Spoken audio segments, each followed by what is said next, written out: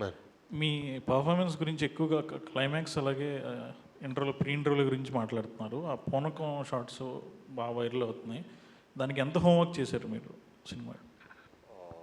అంటే చెప్పాలంటే బ్లైండ్గా డైరెక్టర్ గారిని బిలీవ్ చేశానండి.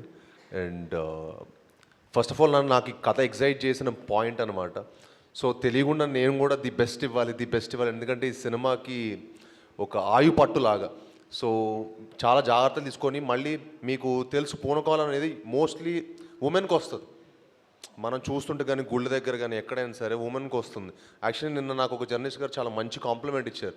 సార్, మామూలుగా పూనకం అనేది లేడీస్కి వస్తుంది, కానీ మీరు చేస్తే అది చాలా అంటే చాలా బిలీవబిలిటీగా ఉండింది.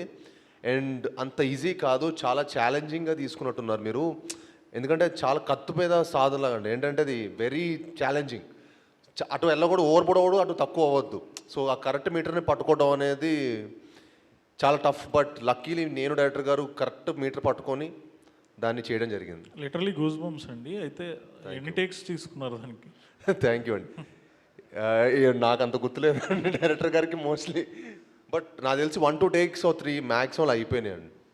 అంటే అది ఆ తెలియకుండా నా కుంకం అవన్నీ బాడీ మీద మొత్తం వేసుకునేసరికి తెలియని ఒక ఎనర్జీ వచ్చింది.